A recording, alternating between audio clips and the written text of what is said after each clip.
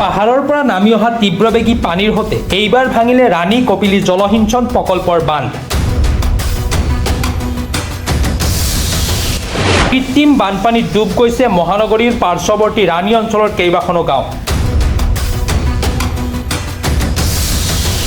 প্ৰথমবাৰৰ বাবে কৃত্ৰিম বান সমস্যাৰ সন্মুখীন হোৱা ৰাণীবাসীৰ মাজত হাহাকাৰ। ঘৰে ঘৰে পাৱাৰ পাম্প লগাই চোতাল ঘৰৰ পানী শুকুৱাৰ প্ৰয়াস গয়াৰ। আনহাতে পাহাৰৰ পৰা পানীৰ হ্ৰদত নামি অহা বাঁহ কলগছ তথা আৱৰ্জনাৰে এক প্ৰকাৰ বন্ধ হৈ পৰিছে ৰাণী কপিলী জলসিঞ্চন প্ৰকল্প। এবাৰ কিহৰ কাৰণে ইমান বেছি আছে?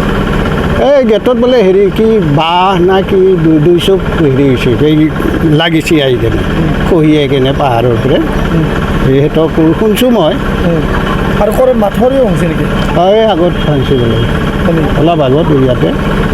আপোনাৰ ঘৰত কিমান পানী হৈছিল? মোৰ ইয়াতে এনেই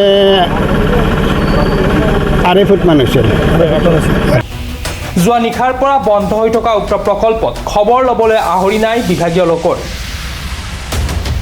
উল্লেখ্য যে অতি নিম্ন মানদণ্ডৰ কামৰ পৰিণতিতেই কেইবা ঠাইতো ভাগি জহি খহি গ'ল ৰাণী কপিলী জলসিঞ্চন প্ৰকল্পৰ বান্ধ। বৰ্তমানেও কৃত্ৰিম বানপানীৰ কবলত বাটাবাৰীকে ধৰি ৰাণী অঞ্চলৰ কেইবাখনো গাঁও। এইখিনি নতুন বাটাবাৰী হয়। ইয়াতে আজি বহুত পানী হৈছে। মোটামুটি আমি 4 ঘণ্টা 5 ঘণ্টামান সিঁচিলোৱে মেচিনেদি, তথাপি মানে কমাব পৰা নাই। প্ৰত্যেক ঘৰতে পানী হৈছে। এইবাৰে প্ৰথম হৈছে। কিহৰ কাৰণে হৈছে?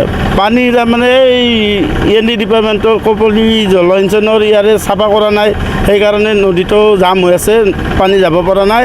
সিহঁতে কোনো কাম নকৰে, সেইকাৰণে পানী জাম হৈ এইপিনে বাগৰি আছে।